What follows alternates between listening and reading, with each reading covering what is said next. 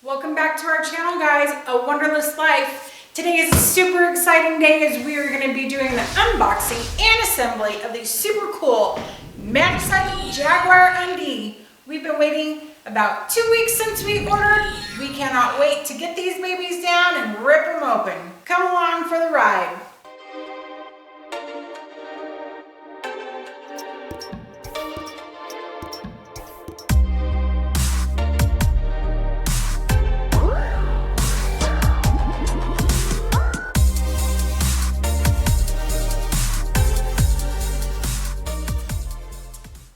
Guys, we're going to open this box up. It's the first time we've ever purchased these e-bikes. Pretty excited. We've got no idea what to expect. We've watched a couple unboxing videos, but we're going to do our best to deliver a video for you guys just so you can see how these arrived to your house. These came in yesterday via FedEx, so we're just going to start out by taking these staples loose. Make sure you're careful that you don't hook yourself on them. They will cause you some damage. The moment that we've been waiting for, the Jaguarundi, the unboxing. Let's just check it out. Let's just see how this bad boy arrived. Wow, this is pretty impressive, and it's not light. I don't remember exactly what the weight was, but I think with battery and box and everything, we're over 90 pounds, so it's not really something you want to do by yourself if you can avoid it. Let's get ready to unbox this dude.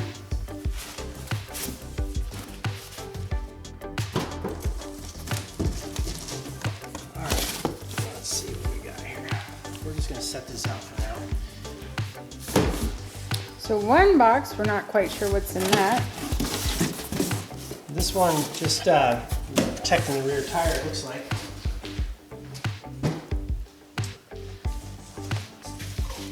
Front wheel here. It's not quite free to come out. Looks like I've got to snap a band here, so we'll go get some tools and we'll deal with that next. Yeah, so we had one that had the tire. The tire was, kind of zip tied to the frame of the bike, and we got that one loose. And then this was zip tied to the top of the bars, the handlebars. So I think we're gonna get this guy out of here. Now, this is my first experience with fat tire bikes. I always thought they were super cool looking. But as you can see, we're not playing around. I mean, I have a Harley Davidson in the garage. I don't think the front tire is much wider than this one is. These are Crusade brand tires. I'm not familiar with the, I guess Kenda is the brand. Crusade's probably the model number. Pretty stout. This thing is super sweet. I mean, I cannot wait to have these out on the road. We'll show you more details as we get through this. One side note here, guys, real quick, I just wanted to point out when we got this box from FedEx, it had this hole, which did have us a little bit worried, but honestly, by the looks of the packaging that was done on this, be hard pressed to say that that caused any damage. So thankful for that, but we will see when we get this bike pulled out the box all the way.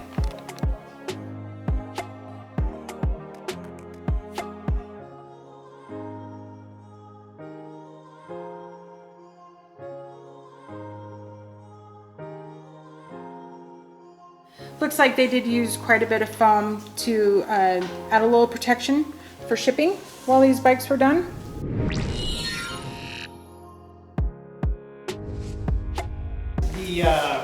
The big unveiling. We've got it all unstrapped as much as we can, and now we're just going to lift the bike out and set it upright on the pads.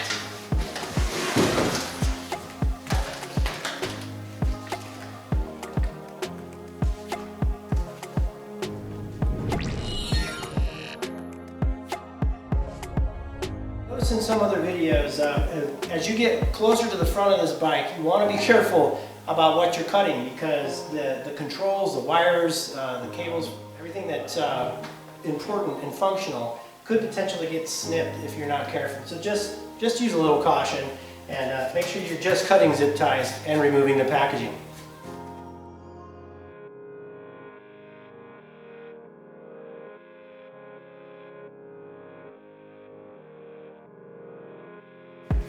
So at this point, the bike's pretty much much standing on its own. They've got this cool little bracket down here that the forks are attached to, and I'm sure it's just for shipping purposes.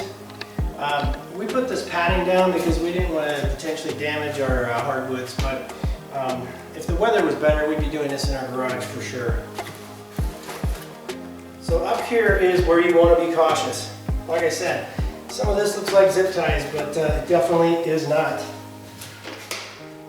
You know, I haven't thought about this, and being a guy, it probably wouldn't happen anyway, but there's probably an instruction manual or an unboxing manual I'm just not, I'm not privy to, so that might be something we learn about as we move on. But right now I'm just trying to get the packaging cutaways. It looks absolutely beautiful. Thus far, we have to say that this was actually packaged really nicely, a lot better than initial look. I haven't seen any dents or scrapes or anything on this, so very pleased so far. Okay, before we get any further with this, we're up to the handlebars as far as installation and everything, so I wanted to see what was in the box. It's probably going to tell me that I unpackaged the thing completely wrong, but I hope not. So this is pretty cool. So you've got an owner's manual. It's full color. It's got quite a few pages. We'll check that out later. This definitely has to be the cool kit. It's the cool tool kit. So looks like they've got a full assortment. I'm sure there's probably every wrench and Allen that you need for the assembly and maintenance of this bike, but we'll see as we move on here. This right here looks like it's your headlight. The gloves, I'm guessing it has something to do with the disc brakes. You probably don't want to handle the rotors and get your finger, you know, the oils from your skins on the rotors, just to avoid potential issues with braking. These pedals they're not foldable. They don't appear to be. This little box here. Oh, okay. So this is the charger for the battery. We haven't taken it out of the bike yet. We'll get there, but the charger and the instructions that come with the charger. Well, we took a quick break, went to the Magicycle website, and we looked for some videos that might help us in our assembly of this bike. I just wanted to make sure we weren't doing something completely out of sequence or missing something totally. If you guys want to do that, you can do that as well. You go to Magicycle's website, you go to their support help center, and then there's a field where you can enter in a search criteria. You type in Jaguarundi assembly video, you'll find it. We're working on a video as well, so maybe we can add this to the arsenal of videos that show people how to assemble these bikes and enjoy them even longer. This is part of the fold-away device. I don't know if you just call this an upright or a neck or a gooseneck. You know, I'm not a bike mechanic. I'm just an average guy here with a cool electric bike. But as you can see, it's got this little red spring clip here. That's like a locking mechanism. So it gives you a confirmation that this is locked in place. So it's really nice. To undo that, you have to push that inward and then pull this lever down, and that's how you'll fold your handlebars down when you want to, you know, fold this bike up to throw it in the back of your sedan or, you know, your crossover or whatever. In our case, we have a pickup truck, so we'll probably end up putting these on a cool bike rack at some point, but we do have a little hatchback as well, so we might end up folding this thing up and taking it to the trails. I've already unwrapped this handlebar assembly. Now, the one thing that you want to make sure you don't do is don't grab these brake levers inadvertently. Now, the rear one you could grab and wouldn't be an issue, but the fact that we don't have the front wheel on yet and the brake lever, if you were to pull it now, basically would just compress the pads and probably shoot hydraulic fluid everywhere. I don't know. This is the first bike I've ever had with hydraulic brakes. So what we're doing here, we're just installing the handlebar up right here. But one of the things that I noticed, I can't find any information about it on the site. But you can see these lines here.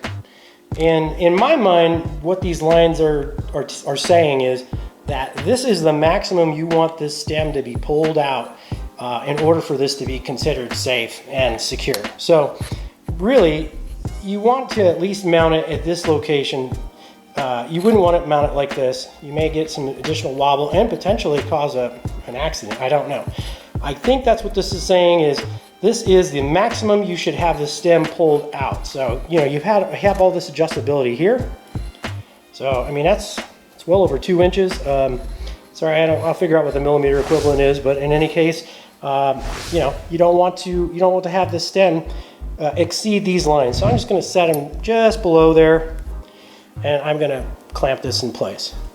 One thing to consider is when you're working with these types of clamps, you may have to fine tune this when this is loose. If you've had mountain bikes and stuff in the past, you know, you have to adjust this. You get kind of a sweet spot. If you have it too tight, you can't clamp this. You don't want to over tighten it to where you're, you know, potentially breaking this, but just want it to be firm and in place. And we're going to move on to fitting the front wheel on the front fork assembly.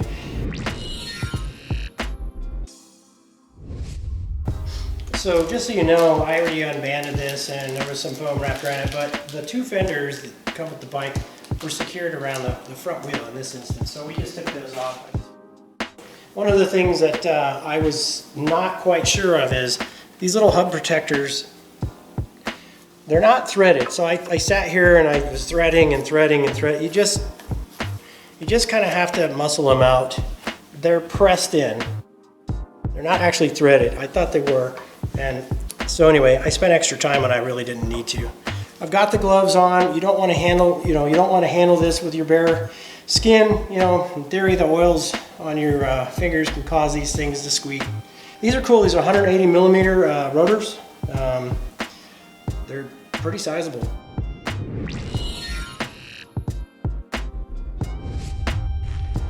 So one of the things that I wanted to share with you is I kind of struggled initially when I assembled the front wheel on the first bike that we had. So this is kind of a cool little trick.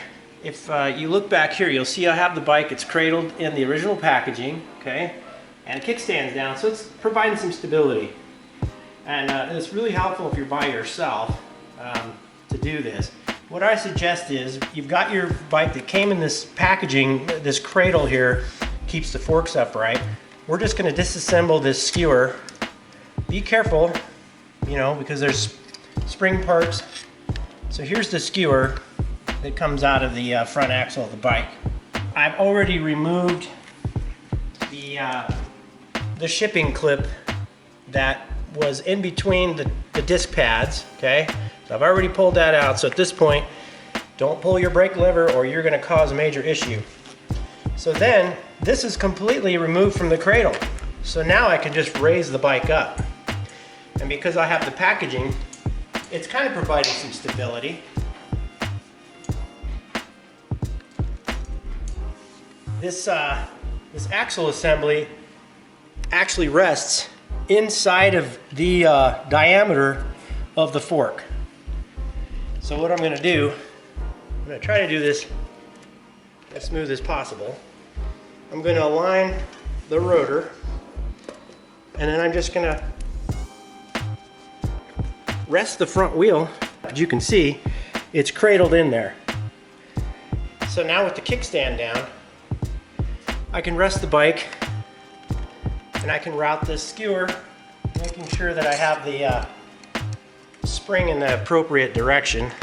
It actually goes this way. So again, wear the gloves so you don't get any of the oils from your skin on that brake rotor. It's just gonna minimize squeak and those sorts of irritating things when you get out on the road. So now I'm just threading the nut on the skewer till I get the proper amount of tension here, and then I'm going to upright the bike. So at this point, you know, the wheel's going to seat, it's going to get centered up on the bike. So what I'm doing now is I'm just turning this nut on the other side until I get a little bit of a tension here. Again, you don't want it so tight that you're, you know, pushing like crazy to get this thing to latch. You just want it to be snug. This thing's coming along. I got to tell you, I'm really blown away by the size of this. I mean, I've seen other reviewers say these are big bikes, but these are big bikes. I'm really glad that I got the step-through model. I wasn't a huge fan of the look. I guess, you know, because when I was a little kid, that was the girls' bike and the boys didn't want to ride those bikes, but it's a different world now. But I'm telling you, now that I'm older, trying to throw your leg over this thing, it's a lot easier just to step through. So I'm super excited. I'm gonna try to buy myself a little room on this rear fender install. I'm gonna take this battery out. One thing to know, the keys are stamped with a number, so I'm gonna check out the website. I'm guessing that the number, you know, correlates to the cut of the key, and it matches up to the battery specifically. So you probably want to log your key number, keep it in a safe place in case you lost those, because without that key, you can't remove this battery. We're going to install this rear fender. One of the cool things about these fenders is that they're plastic. They're lightweight. I've pulled the battery out. I raised the rear seat just a bit to get clearance for the battery. I'm not sure if it's necessary, but that's what I did to buy myself a little bit of room. So this is a number 4 metric wrench. There's one in the kit, but I just grabbed one out of the toolbox, and this is kind of snug. I wish I had a T-handle.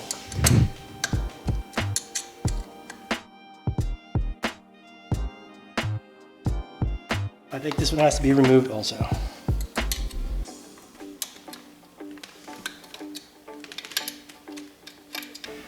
Then you're going to take the rear fender.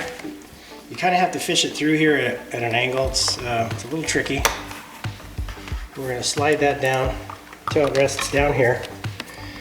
And then this one's going to mount up here. This one's going to mount down here. I am going to put a little bit of the thread locker on here. I use the blue stuff. It's like a medium strength, so it is removable.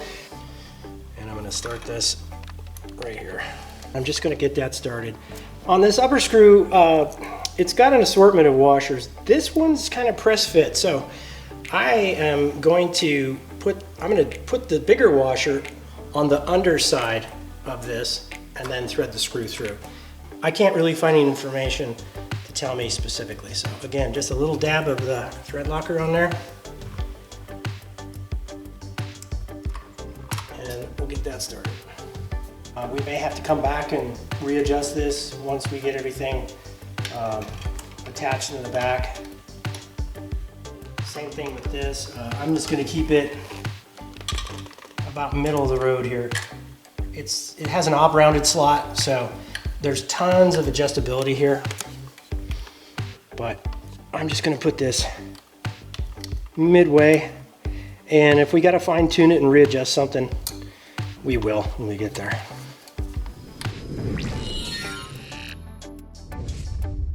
Now we're going to move on to these supports here. And I've looked on the other side already. It only has one screw at the top, and it does not have the screw because the derailer's on that side. So I am going to mount this on this top screw. To me, it doesn't make sense down here because, like I said, on the other side, it's not symmetric. There's no screw on the other side, so we're going to mount it on this screw. So I'm going to go ahead and get these screws loosened up and removed, and we'll shoot some video here in a second.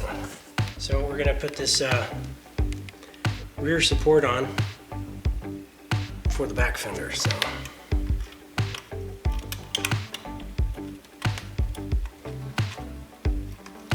and in this case, I'm just going to get it just kind of set because I have to do the other side and I want to have a little bit of maneuverability. So we're on the derailleur side of the bike. We just flipped it around just for better lighting. I'm going to get it started here.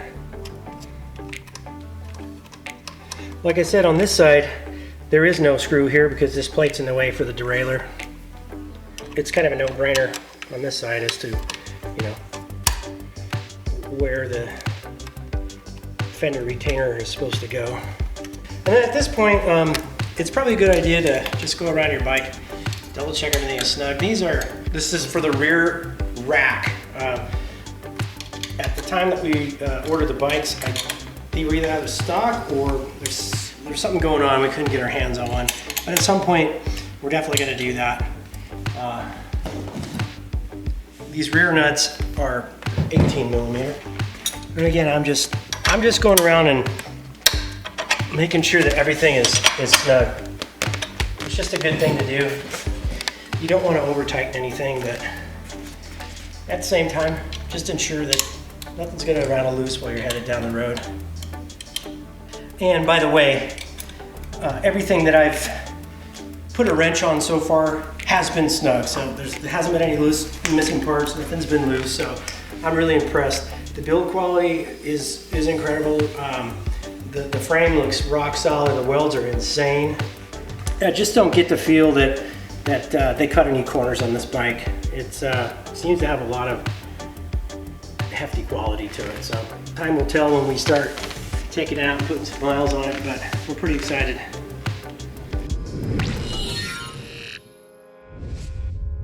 All right, well, I hope you guys stuck with us thus far. We're just really trying to be comprehensive on this first build out of the box. We've got this front bolt assembly here, and what we're gonna do now is we're gonna install the headlight as well as the front fender. But we're gonna mount the fender from the back side as well as the headlight. You could mount the headlight out front. It seems to be a better fit this way from the back, because once you run that bolt through there, then it's less likely to wanna, rotate. So we're gonna mount these two items from the back here. I'm gonna add a little dab of thread locker to the front bolt, just as added insurance. So then we're gonna take our fender, we're gonna run the headlight through there like so. And then you can see what's going on in the back here.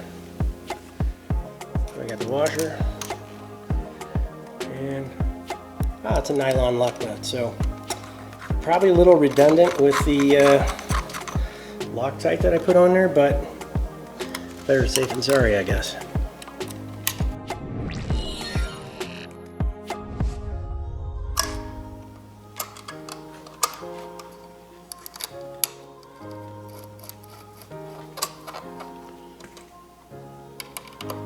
Number 4 metric wrench, and I'm just kicking that out just like that. And give it a little twist and make sure you're good and snug. We'll do the same thing to the other side. A little thread locker on this side.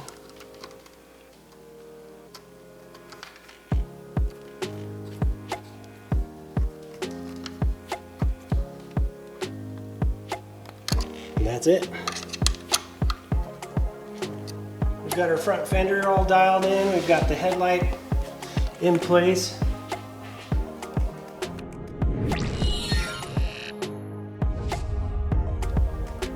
All right, so we're just going to connect this front light.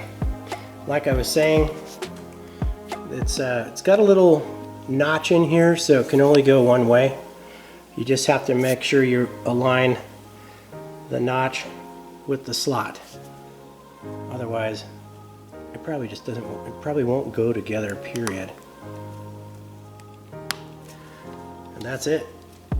I heard it click. It definitely gives you a confident connection feel, so give it a little tug just to be sure, but I think we're good to go. We're looking pretty good for the front end. I think we've got everything now. We're gonna move on to the pedals.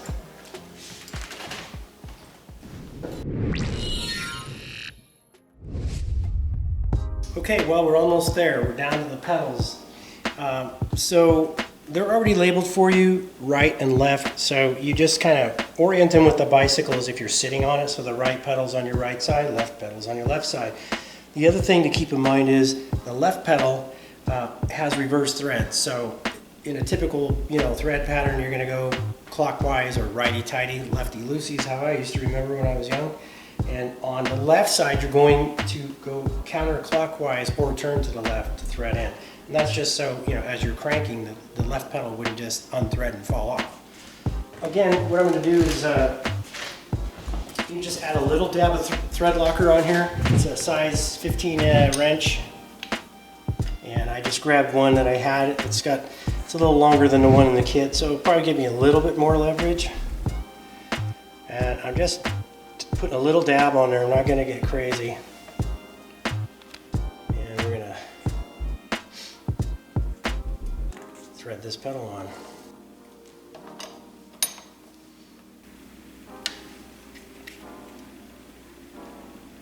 And I'm just getting a little torque there. I don't know if there's actually a specific torque setting.